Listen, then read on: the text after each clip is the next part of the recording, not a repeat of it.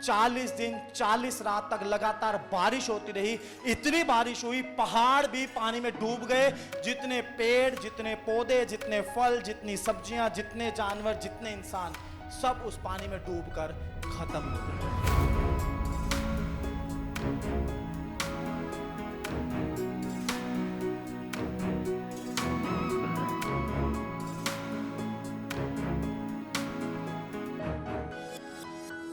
प्रभु यीशु मसीह उदाहरण देते हैं जैसा नूह के दिनों में हुआ था।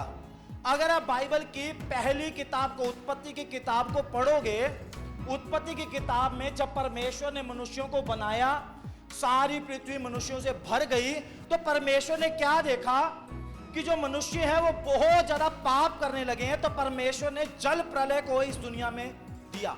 मतलब पानी इतना बरसाया कि उस पानी में सारी दुनिया डूब गई। जितने लोग थे सारे खत्म हो गए, एक परिवार को छोड़कर। एक परिवार था, उस व्यक्ति का नाम था नूह, उसकी पत्नी, उसके बेटे, उसकी बहुएं। सिर्फ ये एक परिवार था जो धर्मी लोग थे, जो पवित्र जीवन को जीते थे। और परमेश्वर ने अपनी योजना को नूह को बताया। नूह को बोला, ध्यान से सुन, मैं इस दुनिया को खत्म करने पर हूं, तू तैयारी कर। क्या कर? तैयारी के लिए। क्या करने के लिए बोला जानते हो आप? परमेश्वर ने नूह को बोला, लकड़ी का बहुत बड़ा जहाज बना। कितना बड़ा? कि उसमें तू रहे, तेरा परिवार रहे, और इस दुनिया में जो जानवर हैं उनका एक मादा और एक नर पशु रहे। मतलब शेर और शेरनी, गधा और गधी, ऐसे एक मादा एक नर सारे पशुओं को रख, और तू रह। पूरा साइज बताया, इतनी मंजिल का बनाना है, इतना बड़ा बनाना है, तैयारी करना शुरू कर दे। नूह को जहाज बनाने में बहुत महीने लगे, लेकिन नूह तैयारी करता रहा। अब सोचो, दुनिया में किसी को नहीं पता अंत आने वाला है। नूह को और उसके परिवार को पता है बहुत जल्दी इतनी बारिश होगी, इतनी बाढ़ आएगी, पहाड़ भी डूब जाएंगे, सारी दुनिया खत्म हो जाएगी। नूह क्या तैयारी कर रहा है? और बाइबल में यीशु मसीह बोलता है कि उन दिनों में, यानी नूह के दिनों में लोग क्या कर रहे थे? लोग शादियां कर रहे थे, लोग अपने घर बना रहे थे, लोग अपने परिवार बसा रहे थे, लोग बच्चे पैदा कर रहे थे, लोग नौकरियां और बिजनेस कर रहे थे। सारे लोगों का ध्यान अपने अपने कामों में था, और नूह को पता था अंत आने वाला है। नूह ने उसकी तैयारी करनी शुरू कर दी कई महीने पहले से, और लोगों को कुछ भी नहीं पता। शायद जब नूह ने लोगों को बताया हो तो लोग नूह का मजाक उड़ा रहे हैं। ऐसा हो सकता है ना? आज आप किसी को बोल दो, भाई बहुत बारिश आएगी, इतनी कि दुनिया डूब जाएगी। इतनी बात सुन के बहुत सारे लोग खड़े होकर आपका मजाक उड़ाएंगे ना? ऐसा नूह के समय में भी शायद हुआ हो। लोग शायद उसका मजाक उड़ा रहे, उसकी बातों को सुनकर लोग सोच रहे होंगे, अरे नूह पागल हो गया, क्या बातें कर रहा है, सब कुछ तो ठीक है, मौसम देख कितना अच्छा है, और ये बोल रहा है इतनी बारिश होगी कि दुनिया डूब जाएगी, सब खत्म हो जाएगा। किसी ने उसकी बात को नहीं सुना, लेकिन नूह पूरी तैयारी करता रहा। जब नूह का जहाज बन गया, नूह का परिवार उसमें चढ़ गया, सारे जानवर उस पर चढ़ गए, बारिश होना शुरू हुआ। 40 दिन 40 रात तक लगातार बारिश होती रही। इतनी बारिश हुई पहाड़ भी पानी में डूब गए। जितने पेड़, जितने पौधे, जितने फल, जितनी सब्जियां, जितने जानवर, जितने इंसान, सब उस पानी में डूबकर खत्म हो गए। हालेलुया। अंत का समय नजदीक है। यह बात केवल परमेश्वर के लोग जान सकते हैं और समझ सकते हैं, और यह बात सिर्फ यीशु मसीह अपने लोगों को बताते हैं। ध्यान से सुन लो, आज इस बात का प्रचार इसीलिए हो रहा है क्योंकि अंत का समय नजदीक है। आप लोग इस बात की तैयारी करना शुरू कर दो। बहुत जल्दी प्रभु यीशु मसीह का आना हो जाएगा, या हमारा यीशु मसीह के पास जाना हो जाएगा। जब भी वो दिन आए, जो भी वो दिन हो, उस दिन हम तैयार रहें। ऐसा ना हो उस दिन हम सोचें अब क्या करें। अभी जो हमने वचन पढ़ा, इसमें लिखा उस दिन क्या होगा? खेत में 2 लोग काम कर रहे होंगे, एक उठा लिया जाएगा, मतलब एक को यीशु मसीह साथ ले जाएंगे, और एक को छोड़ दिया जाएगा मरने के लिए। 2 औरतें चक्की पीस रही होंगी, एक को उठा लिया जाएगा, मतलब जो डर मानने वाले, जो अनंत जीवन के लिए तैयार है, उसको यीशु मसीह अपने साथ ले जाएंगे, और दूसरी को मरने के लिए वहीं पर छोड़ दिया जाएगा। ऐसा होगा। इस दुनिया के जो लोग प्रभु यीशु मसीह को मानते हैं, प्रभु यीशु मसीह पर विश्वास करते हैं, अनंत जीवन की तैयारी करते हैं, हर दिन को पवित्रता के साथ जीते हैं, प्रभु का डर मानने वाले लोग हैं, प्रार्थना करने वाले लोग हैं, वचन के अनुसार जीवन जीने वाले लोग हैं, उनको प्रभु यीशु मसीह बादलों पर आकर अपने साथ लेकर जाएगा अनंत जीवन के लिए, और बाकियों को छोड़ दिया जाएगा। इस बात को समझो, नूह के समय की तरह आज भी सब कुछ वैसा ही हो रहा है। शादियां भी हो रही हैं, बच्चे भी पैदा हो रहे हैं, परिवार भी बस रहे हैं, मकान भी बन रहे हैं, नौकरियां भी चल रही हैं, बिजनेस भी चल रहे हैं। मैं आपको ये सब छोड़ने के लिए नहीं बोल रहा हूं, पर मैं आपको ये बोल रहा हूं, इनके साथ साथ आपको अनंत जीवन के बारे में सोचना है। आपको उस समय की तैयारी करनी है जो समय बहुत नजदीक है, जिसके आते ही प्रभु यीशु मसीह इस दुनिया को दिखा देगा। वो राजाओं का राजा, उद्धार करता परमेश्वर अपनी कलीसिया को लेने के लिए आया है।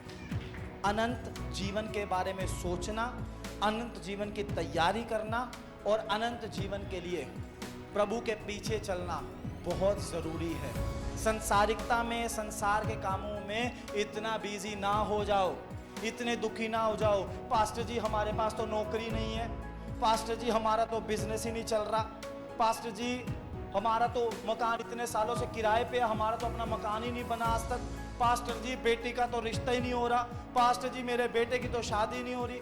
सुबह से रात तक आप इन परेशानियों में फंसे रहते हैं। परेशानियां हैं, मैं समझता हूं। आप जब पैसे की तंगी में होते हैं तब बहुत सारे सवाल आपके मन में आते हैं, मैं इस बात को समझता हूं। जब आप बीमार हैं, आप दुखी हैं, आप उन सिचुएशंस को अवॉइड नहीं कर सकते, मैं इस बात को समझता हूं। लेकिन इसके साथ साथ आपको भी इस बात को समझना है, इन बातों में उलझे रहकर अनंत जीवन को मत खो देना।